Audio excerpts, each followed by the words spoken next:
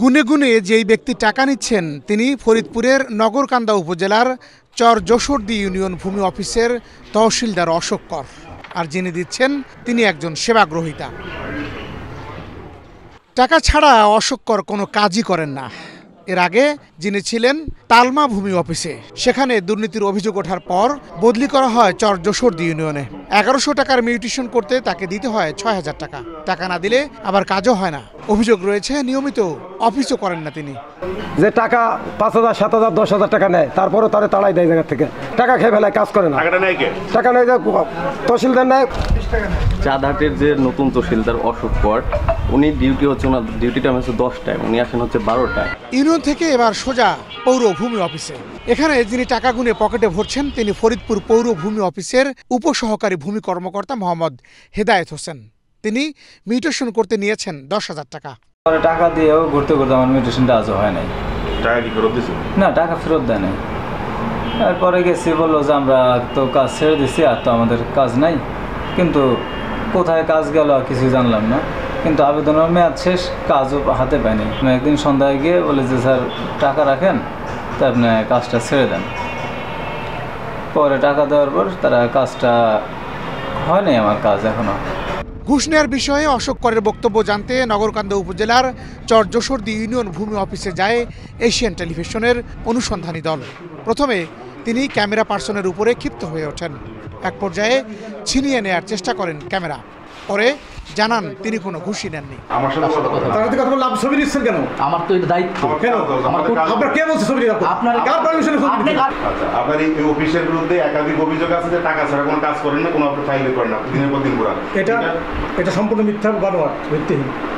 এটা মিথ্যা বানোয়াট, ভিত্তিহীন। আচ্ছা, আপনি এখানে কতদিন যাবত আছেন? এই 8-9 বছর। এর আগে কোথায় ছিলেন?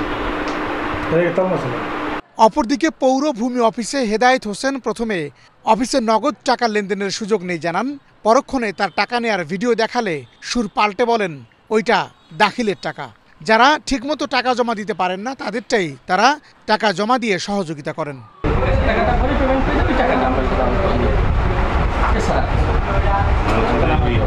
সরকারি যে টাকা উঠিয়ে নিচ্ছিলাম, এটার সাথে আপনার হচ্ছে যে অবৈধ কোনো টাকা।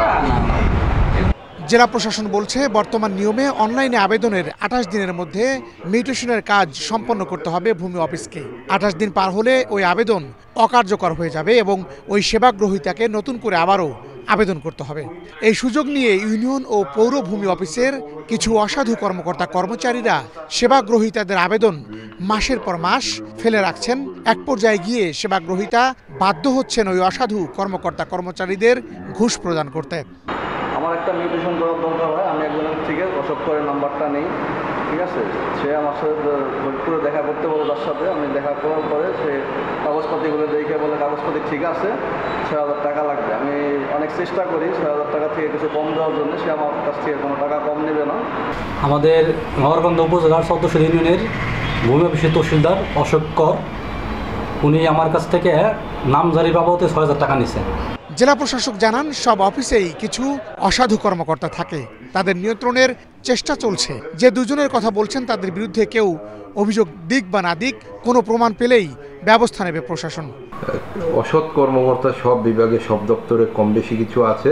আমরা বারবার তাদের মোটিভেট করার চেষ্টা করছি এবং কঠোরভাবে সতর্ক করেছি এবং আমরা অনেকটাই নিয়ন্ত্রণ করতে পেরেছি এবং যারা এইসব অপরাধের সাথে সম্পৃক্ত তাদের অনেকের বিরুদ্ধেই আমরা কঠিন ব্যবস্থা নিয়েছি।